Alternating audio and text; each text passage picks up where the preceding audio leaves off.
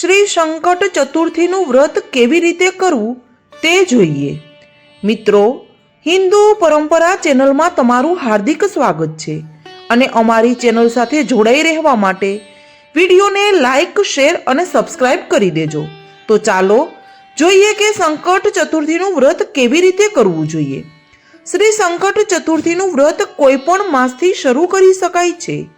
વદ ચતુર્થી એટલે કે કૃષ્ણ અંધારિયાની ચોથને સંકટ ચતુર્થી કહેવાય છે અથવા તો સંકટ ચોથ પણ કહેવાય છે. વ્રતની વિધિ: સંકટ ચોથના દિવસે સવારથી ઉપવાસ કરવો.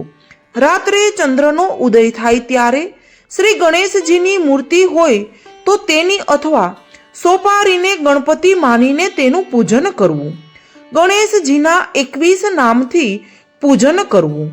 એ 21 નામ સાંભળવા માટે વિડીયોના અંત સુધી જોડાયેલા રહેજો. ગણેશજીને 21 મોદકનું નૈવેદ્ય ધરાવવું. મોદક ઘીમાં તળેલા હોવા જોઈએ. ત્યારબાદ ચંદ્રના દર્શન કરવા. ચંદ્રને કંકુ અને ચોખાથી વધાવવા. ચોમાસામાં ચંદ્રના દર્શન ન થાય તો પાટલા પર ચોખા વડે ચંદ્રની આકૃતિ બનાવી તેના દર્શન કરીને પૂજા નમસ્કાર કરવા.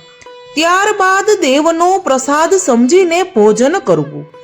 આ દિવસે ગામમાં ગણેશજીનું મંદિર હોય તો ત્યાં દર્શન કરવા જવું. આ વ્રત સ્ત્રી પુરુષ કોઈ પણ વ્યક્તિ કરી શકે છે. વ્રતના દિવસે ચોખ્ખાઈ તથા સ્વચ્છતા રાખવી. આ વ્રત કરવાથી આવેલા સંકટો દૂર થાય છે. પુત્ર પ્રાપ્તિ થાય છે.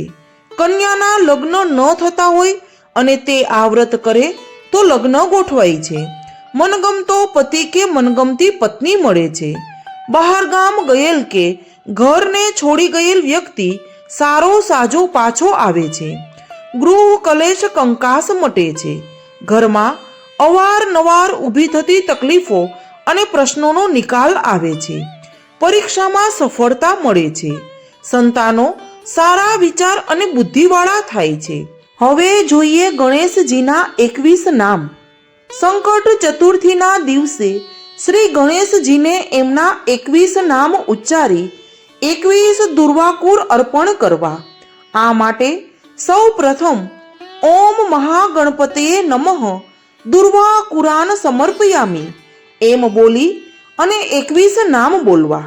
ગણેશજીના 21 નામનો જાપ કરીએ. ગણાધિપાય નમઃ, ઉમાપુત્રાય નમઃ, અભયપ્રદાય નમઃ, એકદંતાય નમઃ, ઈવવક્ત્રાય નમઃ, મૂષકવાહનાય નમઃ, વિનાયકાય નમઃ, ઇષ્ટપુત્રાય નમઃ, સર્વસિદ્ધિપ્રદાયકાય નમઃ, લંબોદરાય નમઃ, વક્રતુંડાય નમઃ, અઘ્નાશાય નમઃ, વિઘ્નસહર્ત્રે નમઃ, વિશ્વવંદ્યાય નમઃ, અમરેશ્વરાય નમઃ, ગજવક્ત્રાય નમઃ, નાગયજ્ઞોપવીતિને નમઃ, ભાલચંદ્રાય નમઃ, પરશુધારિણે નમઃ, વિઘ્નાર્ધિપાય નમઃ, સર્વવિદ્યાપ્રદાયકાય નમઃ.